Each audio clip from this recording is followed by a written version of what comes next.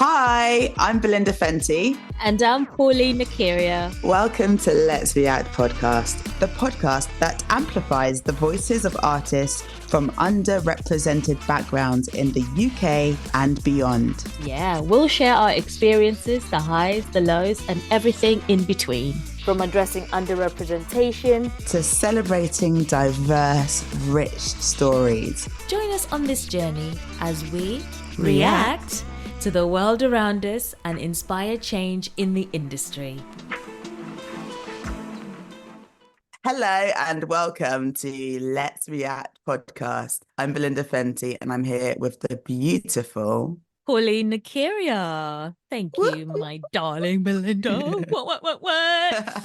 So this is a special episode where we started off going to interview Jake John, and then he ended up interviewing us as well, asking us a few questions. So this episode is the first part of 2 parts, and we look forward to you listening to it. It looks like our guest is waiting. Oh, lovely. Oh, hello. You are live. Please do not swear. I'm joking. I don't swear anyway. I might say flip. Sometimes people think I'll swear when I say flip. Oh, don't worry. No, I mean, I think it's acceptable to swear if you sing it, because I heard that your voice is from the gods. Yeah. So anything you sing, whether it's an expletive or something vile, is going to sound like sweet nectar to us. You know? Is that true, Jake? It's true. I don't know how sweet the nectar is, but I try.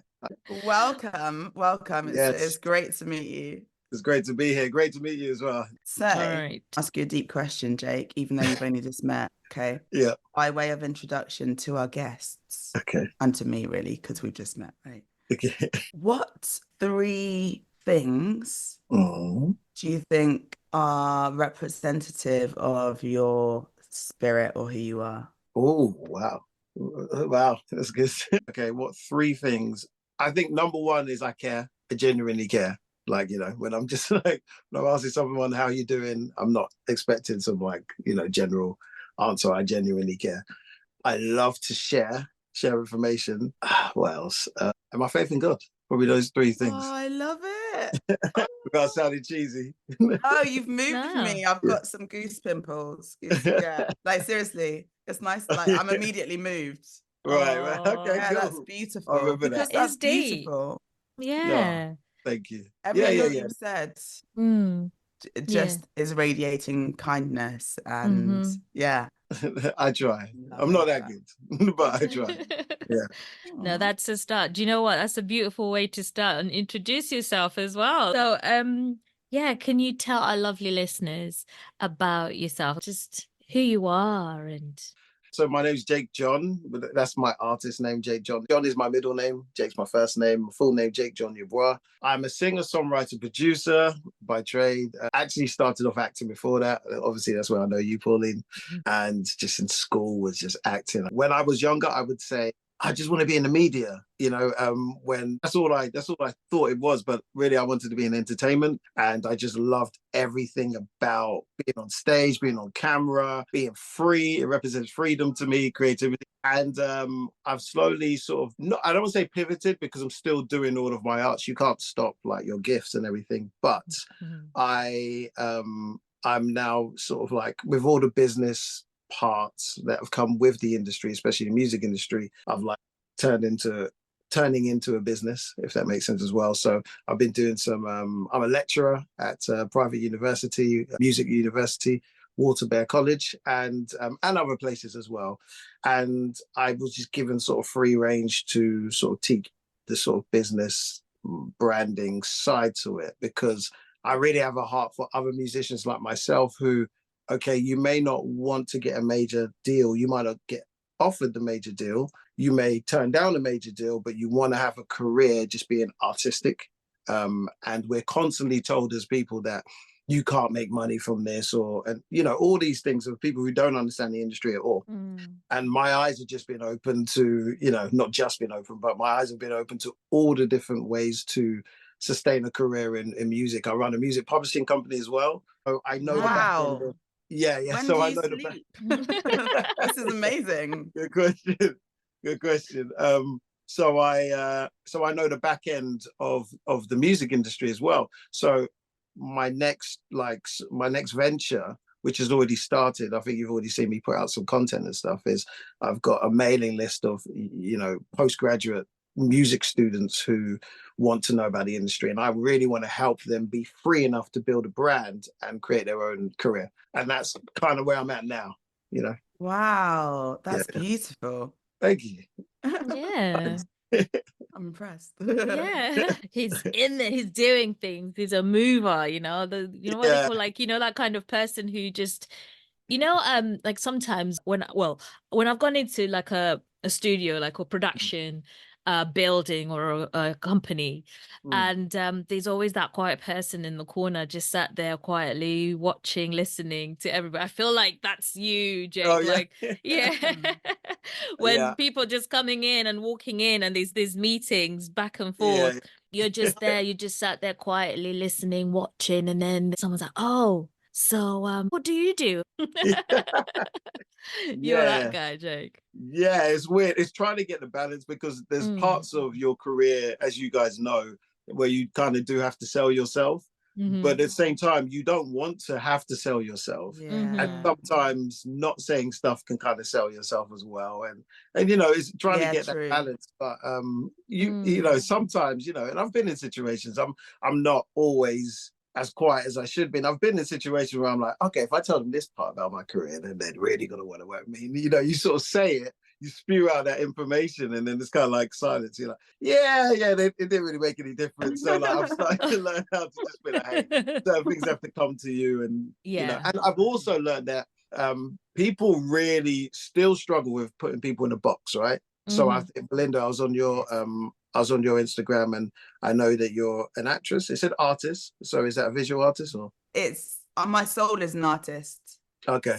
So I'm not limited. Yeah. Yeah, so, exactly. There you go. Even right. in the writing and There you go. So sometimes people it's like you need to introduce a new side to yourself, like when it happens. Otherwise, people just, oh no, you can only do one thing, and they get freaked out. So, So I almost just let people meet the version that they want to. Oh, Do you know interesting. Yeah. what I mean? And then other bits come out. Because it's funny, like, and this is all part of like branding, which I'm teaching my students. It's like so the funniest thing is with human beings, is like when I was in school, I was basketball Jake to a lot of people, right? Yeah. Jake, wow. and I still play basketball. I love basketball. And they're like, yeah, basketball Jake. Other people be like, oh, singer Jake. Other people are actor. And all three of these people will swear that this is the only thing I do. If you say I do something else, about no, he doesn't do that. So it's just funny how people work. So for that reason, as I said, let it happen. Totally.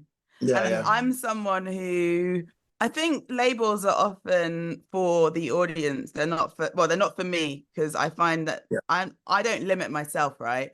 Yeah. But lots of people seem almost intent on putting you into a box. Yes. So and I can sometimes see them getting quite frustrated if I don't like play the game, or they'll be like, oh, but what do you really want to do? And I'm like, I'm doing everything I really want to do. It's just more than one thing. Exactly. Yeah. They don't seem to understand that. Yeah.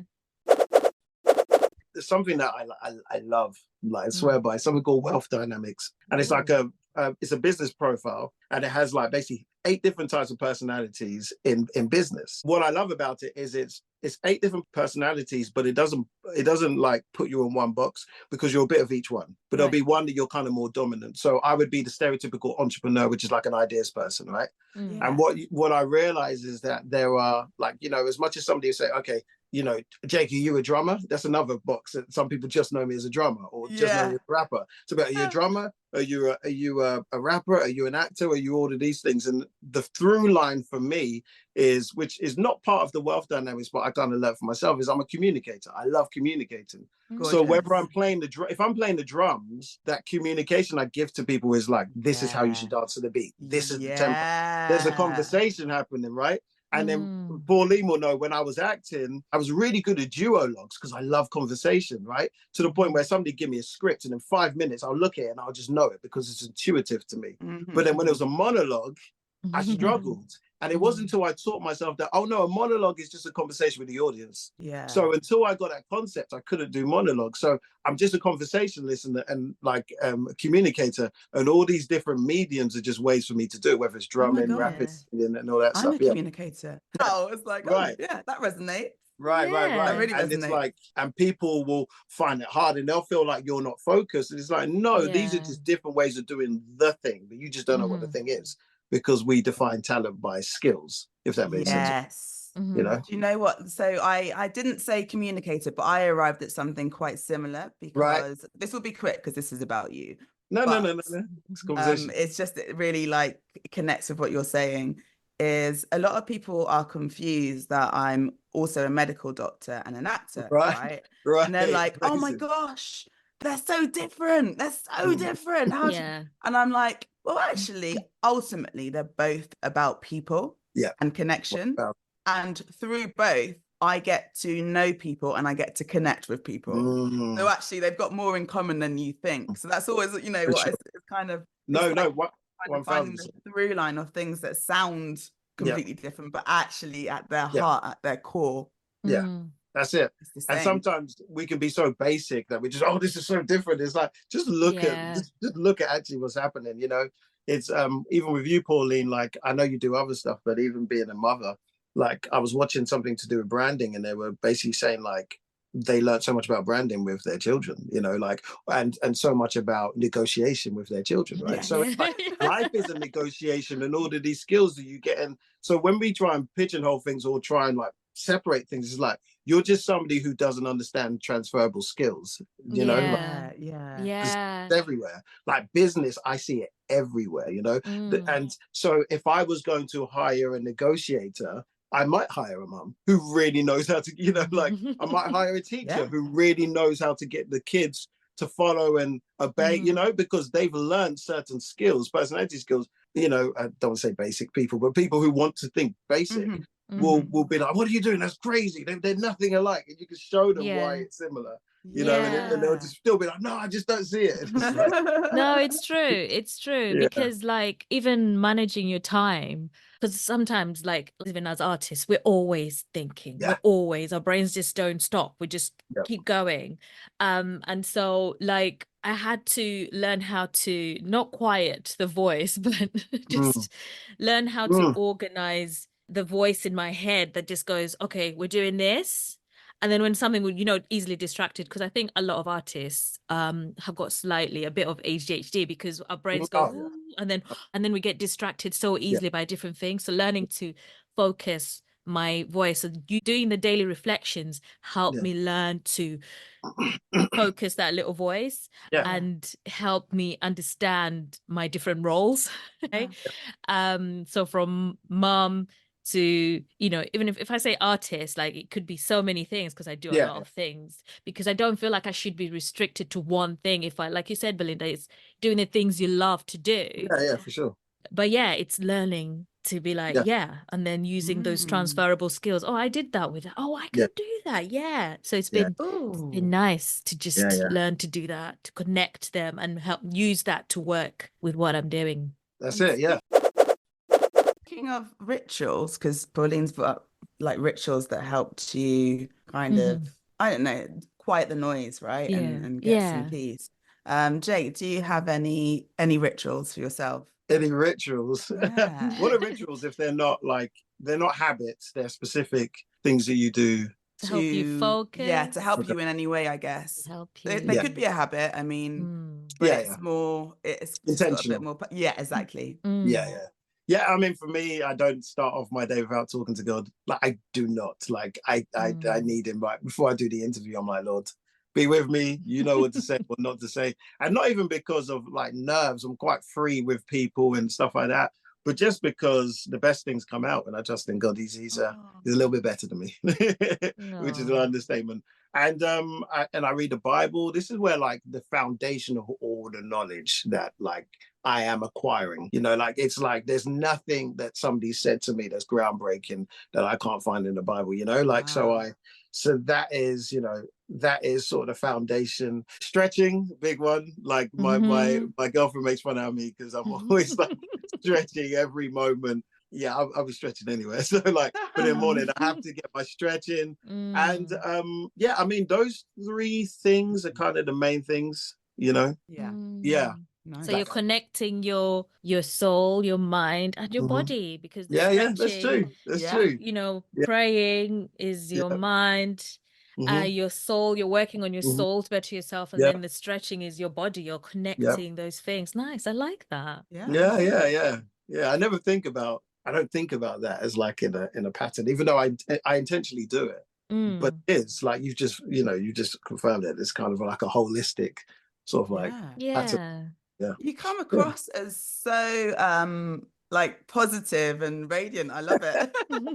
Yeah, do you know what? But you guys must have it as well, because you were just talking about Pauline, about, you know, getting your brain to stop. Like my uncle's like a really, like he's a tycoon. Like he's got all these businesses since he was 17, before he's legally allowed to own buildings. He was buying places through his dad's name and then renting it out and all this stuff to his friends. Yeah. And like he would be ill a lot, because what I realized is that I can play loads and loads of basketball. My body could be tired and I just need recovery. But when you don't switch off, especially if you do sports and you don't switch off, and you do physical activities and you don't switch off mentally, that's when you become run down, right? And totally. We're ideas people, like, and what I've learned is there's no difference between there's no real difference between an ideas person who is somebody who creates art and an entrepreneur, because the stereotype of an entrepreneur, or the archetype of an entrepreneur, especially based on wealth dynamics, is somebody who has a vision and an idea. And every creative has a vision and an idea. And this is what I explain to my students, is like, you think because you're not great at balancing a spreadsheet and you don't necessarily care about figures and numbers, you're not a business person. But a business starts with a vision. And I don't know how good what's his name, Steve Jobs was at balancing a spreadsheet. I don't know how good he was, but I do know he had a vision, and he knew how to get the people around him, you know, in order to push forward that, you know. But as far as like being sort of like upbeat, I think it is a personality thing, and I think it is kind of being an ideas person and a visionary in that sense, because you've always got all these cool ideas. You're bringing nothing into something. So for me, and I'm maybe similar for you guys, is like, I love the beginning because it's the idea of what could happen. So if you love the beginning of stuff, there's not really much time to be sad, because because you're always doing something new. And so like I'll be honest, like, and I was saying this to my girlfriend, I spend about 70% of my life just with like butterflies in my stomach. Like just about what could happen. And I'm in love with the journey. Like with the business thing, I flipping love the journey of it. Like, you know, like it's not even about, I want to be a multimillionaire and whatever. It's like, okay, this is where I want to be. But the journey there and seeing each bit come to pass is like the best thing ever. Oh, you know? Beautiful. So and I think that's gonna add to your light and your positivity when you're actually enjoying the journey, because you see people who have these targets and they're not happy, like because they're only thinking about the end goal, they're not enjoying the journey. And here you are, in each moment. You know, a wise man said, between a rich man and a poor man, the poor man has more hope, because he still believes if he gets enough money, he'll be happy, you know? So it's like, you know, like the reason why these people aren't happy is because they're literally like, when I get this, I'll be happy. And that's mad. We all know that's not the truth. You don't enjoy today, you're not going to enjoy tomorrow. It's simple as that. You know, you won't have the muscles. You won't have the muscles built, you know, mental muscles to enjoy when you've got it, because you're always in lack. Your whole mind is in lack. Thinking of all these things, like the business side of it, and also you as an artist. So how do you connect these things now with you? Do you mean time-wise, or do you mean like as far as execution-wise, or both? The beginning. But, so when you're starting off, like say when you're creating music, for example, or when you started thinking about branding in itself, when that idea started, how did you use all these things that you have to connect that and bring it to fruition?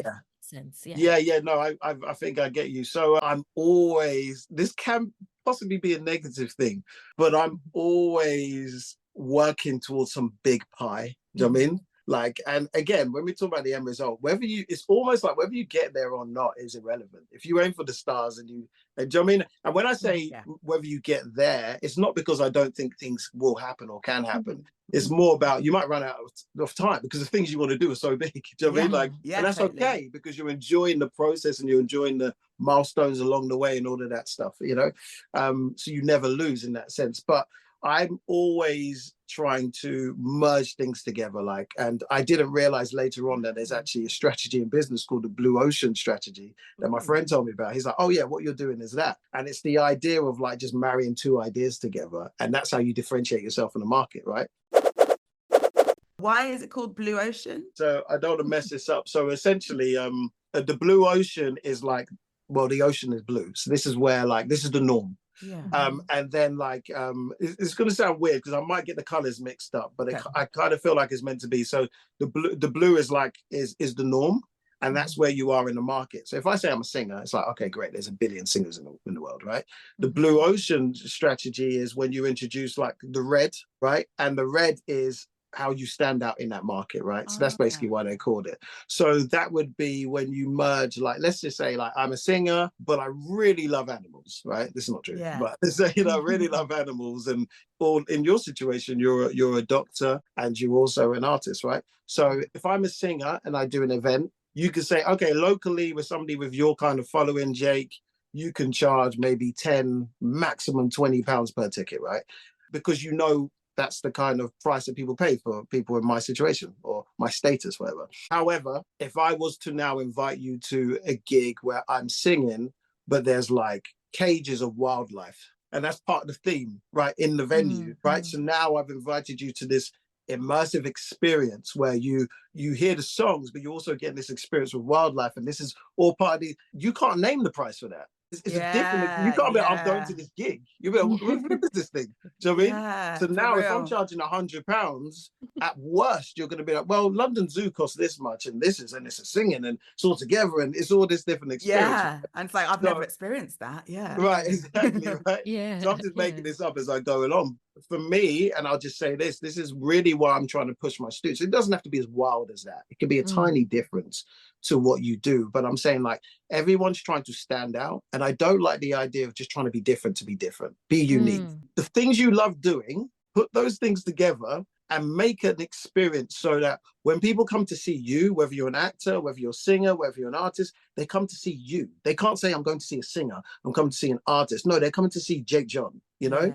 You can't put me in the box because you're coming to this experience. And then nobody can tell you whether you're doing it wrong or right because they've never seen it before. Do you know what I mean? I can't say, this is not how it's supposed to be, you know, like, this is not how you merge animals with music. It's like, you've never seen this before, so you won't even have that. So trying to answer your question is, I don't know, so my whole family's like, we all do music in the church to this day. We're all gospel singers, and I play drums in the church, and I know how to play the back row, you know, the back position in the church, and then sometimes I'm singing as well. But like, we're quite a creative family, but both of my parents are also entrepreneurial, which I didn't realize till my friend said to me. He said, Jake, it's easy for you because he's typical West African, Nigerian, well, I guess African, whereas like doctor or lawyer. You know what I mean? And he sort of like went into entrepreneurism later on, but he said it's easy for you because you come from this. So I already told you, my uncle, my grandma has like stores and stuff like that. My parents are in property and all this stuff. So I've always, and I was really influenced by my uncle, and I used to see him with his briefcase and stuff, and I'd be like, I want to be like this guy, you know, but I also loved entertainment and all this stuff. So I think I just grew up in a culture of both business and art.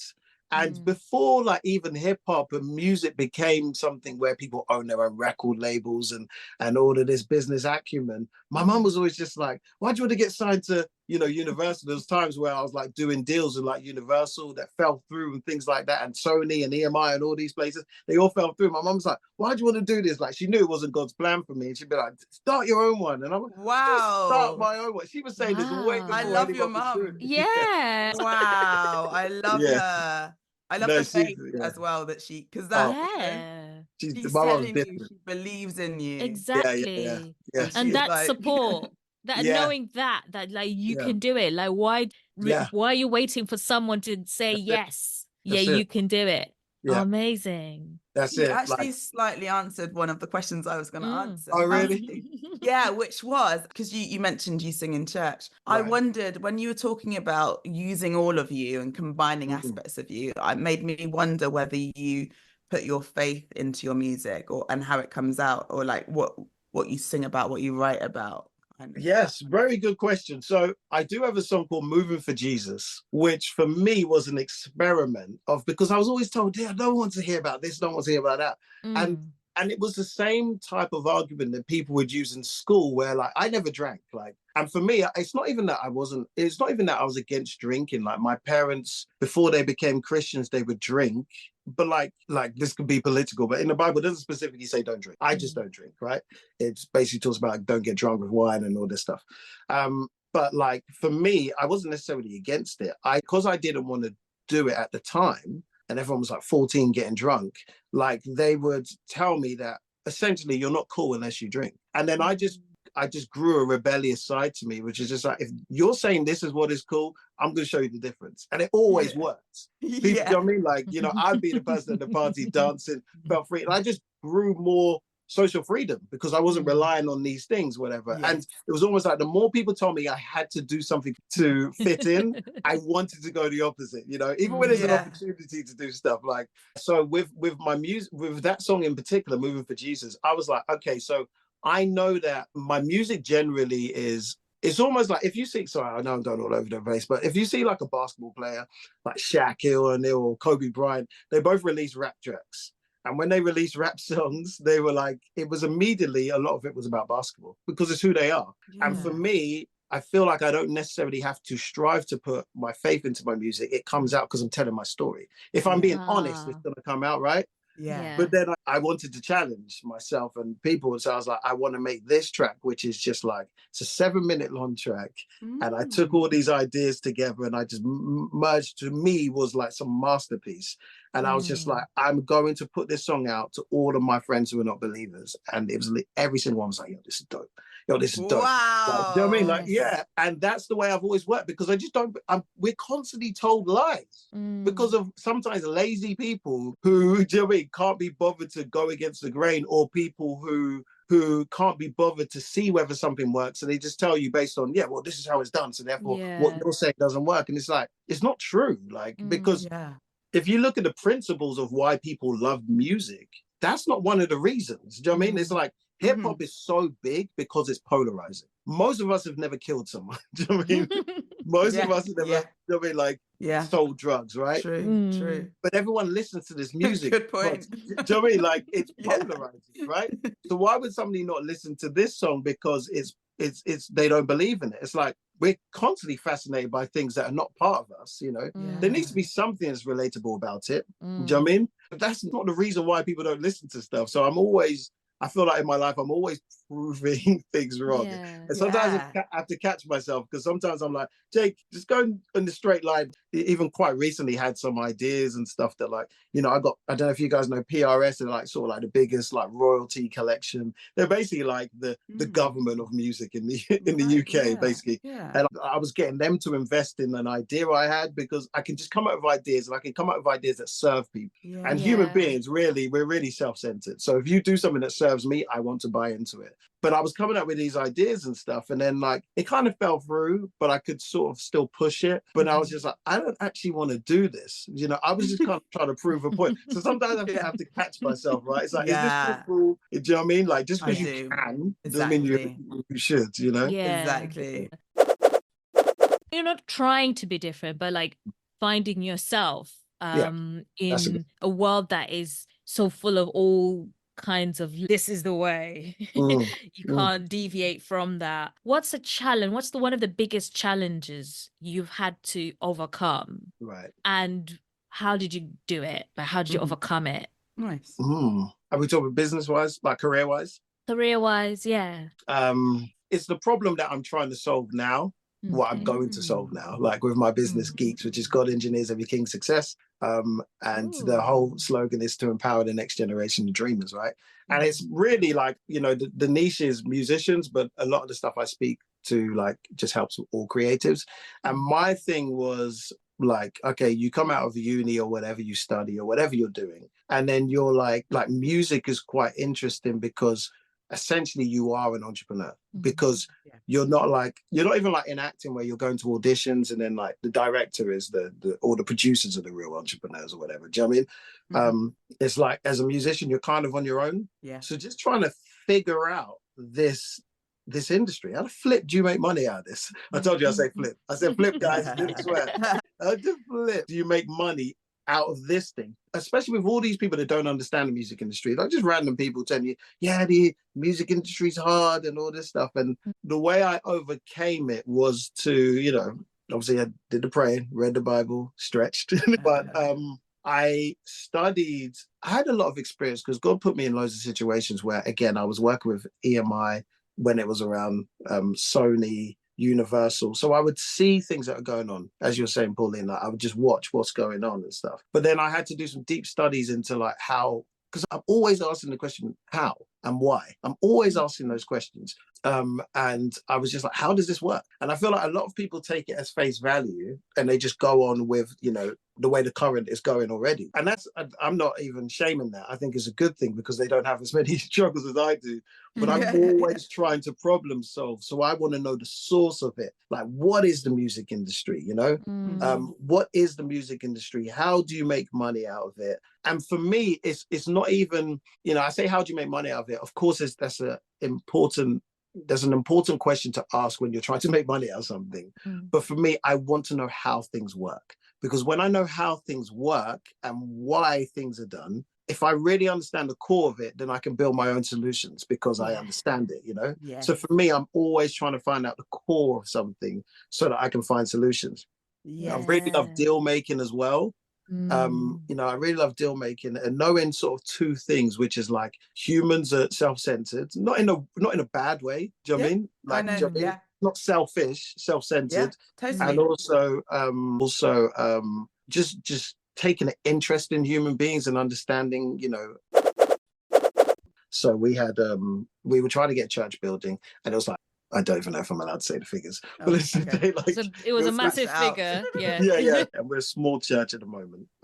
As we speak on this podcast, we're a small church. And basically my mum, who's, businesswoman, managed to negotiate to half of that. Wow. And then they wouldn't budge. And it was just constant figures just being thrown at each other. And for me, again, you're told that everything's about money. I'm not a believer in that. Like, I don't know an entrepreneur that's in it for the money because, it's always something bigger because money's not a great motivator for people, Even if you take someone like Alan Sugar, who doesn't create stuff, one day on one of his shows, he said, it's not about money. It's like, he said, I love seeing new inventions and taking those new inventions to market, right? Yeah.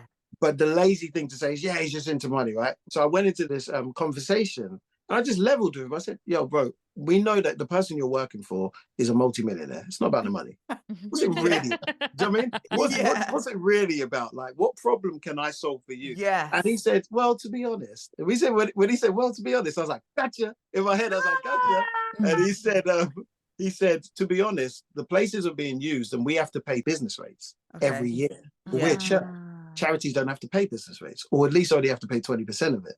So we're like, okay, let us sort that thing out for you, and then we can pay X amount. And I felt like I could have pushed more, lower, but sometimes it's good to maintain a relationship so people don't feel screwed over at the end of a deal, So but the way I dealt with it is very human. Sometimes we make business some mathematical no, it's very human. I leveled with him. Yeah, level with me. Yeah, exactly. Right. Do you know what I mean? And I found out the truth because we had a human-to-human conversation, right? Yes. And you realize that whilst we're throwing figures around on email, it's just ego. Yeah. No, I'm not going to let it go less than this amount of money. No. He's trying to screw me over. But then when you have a conversation, it's like, to be honest, this is how much it is,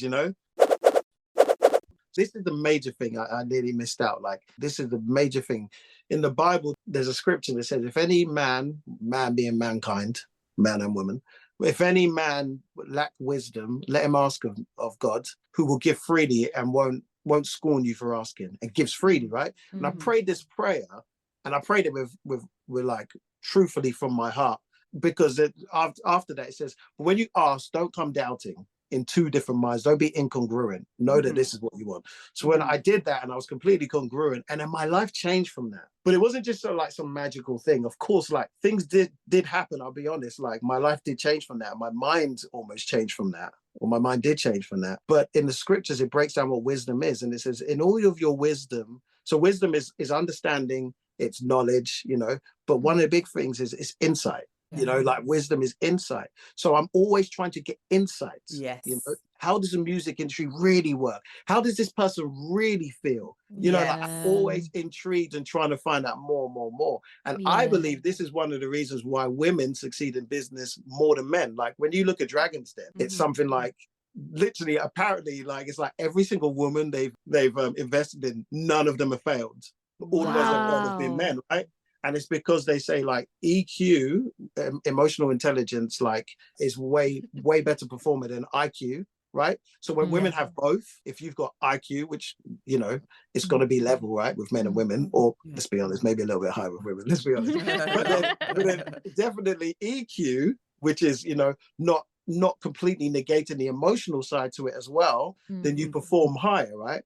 And in the Bible, wisdom is always described as she, you know, wisdom waits for you, as he waits for you, whatever, right? So it's always described as that. And it's almost like it's a feminine trait in a positive sense, like in a feminine trait, like for the guys that maybe listen to this, but in a positive sense, because it's deeper than just head knowledge. And if you look at something like insight, if you have natural empathy, which is stereotypically that's what women have more than men, then if you've got empathy, you're going to have more insight, because your empathy puts yourself in somebody else's shoes and you want to know more. Then you're going to have more knowledge, you're going to have more wisdom and stuff. That's my sort of like understanding of it, but it kind of makes sense to me. So true.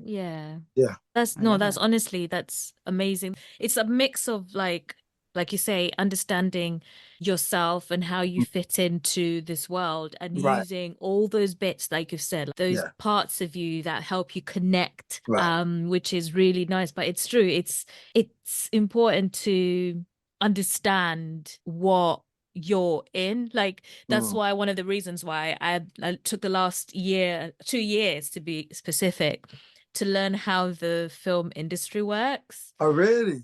Yeah. Oh, wow. Okay. On film productions, but it's because I wanted to know why is it that the stories we're seeing, or the people that are working, like why is it that we don't it's this, it's that, it's like they're choosing what, like not even choosing what, it's not to their fault that what we see is what is basically what we're given, but because now and more the world is more open, more diversifying in a way, like much more in the media than we would normally see.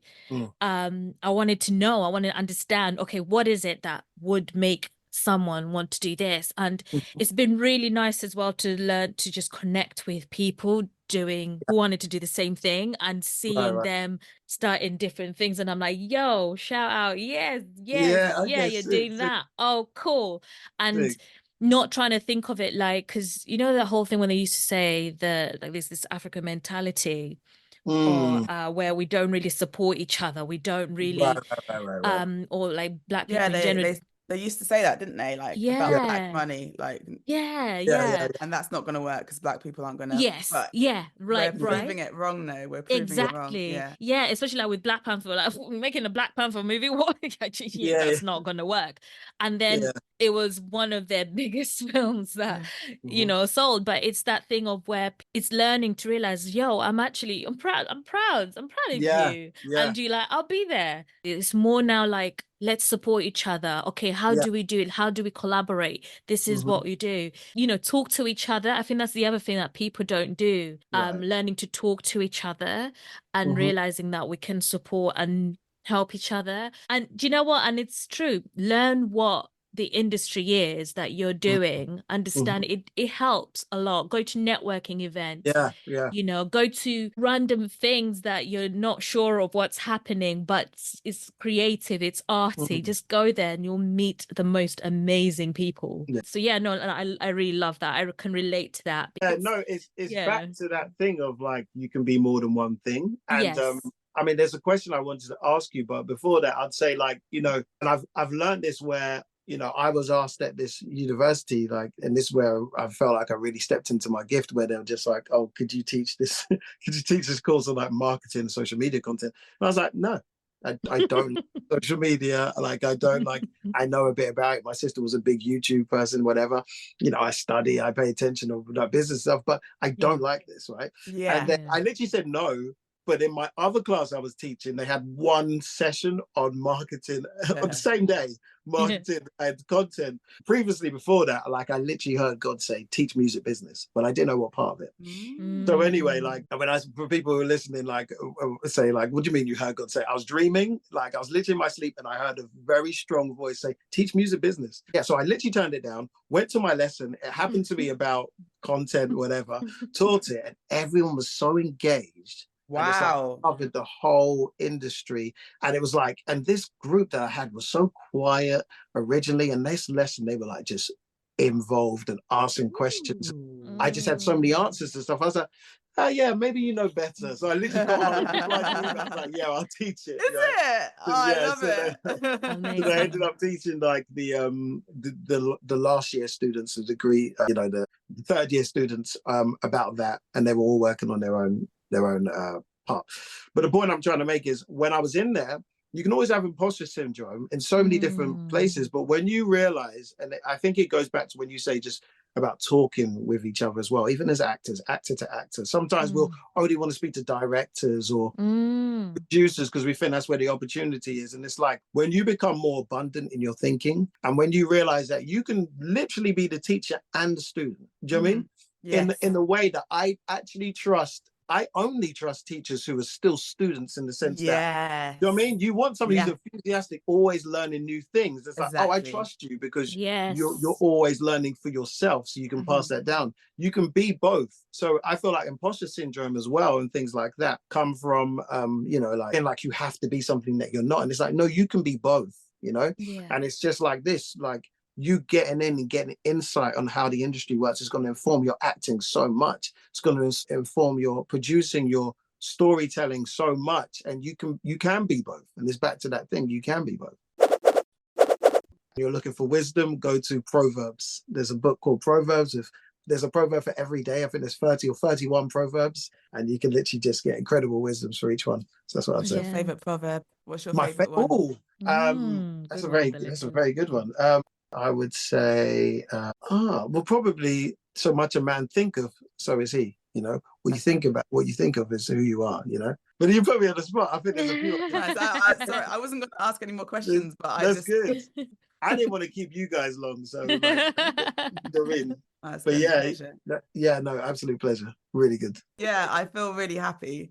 So thank you. Your energy's kind of infused me with a buzz. So, thank you so definitely enjoyed it. Thank you, Jake. So yeah, do listen up for Jake John. So we'll be sharing some links from Jake John in our Instagram and in our listings. So take a look. And we will see you lovely listeners soon. Bye. Bye.